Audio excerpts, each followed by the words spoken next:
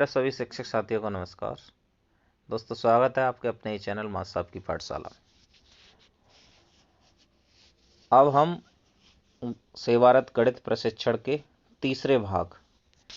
तो इसमें क्या क्वेश्चन है? ये क्वेश्चन है, एक बच्चा दिए गए सवाल को चित्र के अनुसार हल करता है, बच्चे के संबंध में कौन से कथन सत्य हैं?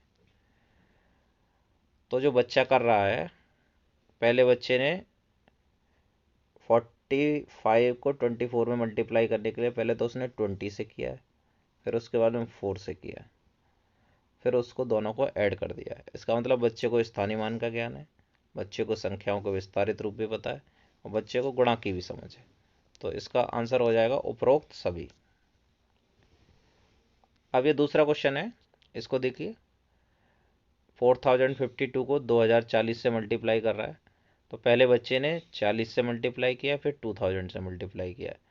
40 से मल्टीप्लाई करने के लिए उसने 0 लगा दिया, उसके बाद 4 से मल्टीप्लाई किया, 2000 के लिए 3 0 लगा दिया, उसके बाद 2 से मल्टीप्लाई किया।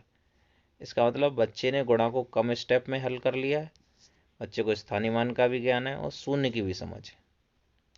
तो उपरोक्त सभी।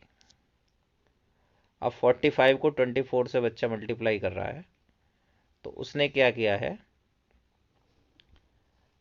45 को पहले उसने 4 से मल्टीप्लाई कर दिया, फिर 45 को 2 से मल्टीप्लाई कर रहा है। वो उसको स्थानीय मान की समझ नहीं है, वो 20 से मल्टीप्लाई नहीं कर रहा है।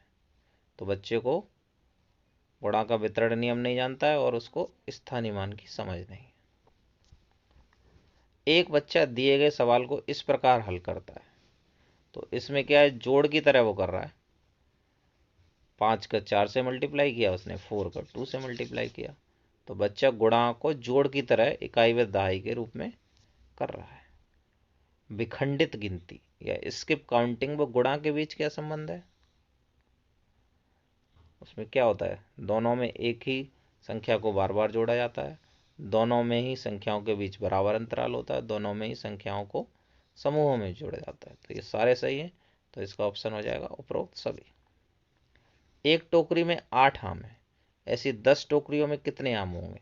इस सवाल का उत्तर एक छात्र 18 बताता है। इस सवाल में एक छात्र 8 को 10 बार जोड़कर निकालता है। छात्र के संबंध में कौन सा कथन सत्य है? तो वो छात्र को जोड़ की समझ है, छात्र को पहाड़े का ज्ञान नहीं है, छात्र किसी संख्या के बार बार जोड़ होने पर गुणा करते हैं ये समझ नहीं सका है। तो ये सारे ऑप्शन सही है। एक टोकरी में 8 आम है, ऐसी 10 टोकरियों में कितने आम होंगे? इस सवाल का उत्तर एक छात्र 18 बताता है।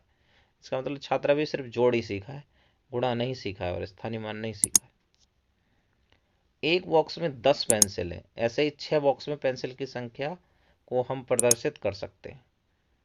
इसने 6 बॉक्स में रिप्रेजेंट किया है। इसको देखेंगे तो ये भी 60 है, 10 10 60 है, 6 इंटू 10। तो उपरोक्त सभी, इसमें आंसर सही है। गुणा के संबंध में निम्न में से कौन सा कथन सत्य है?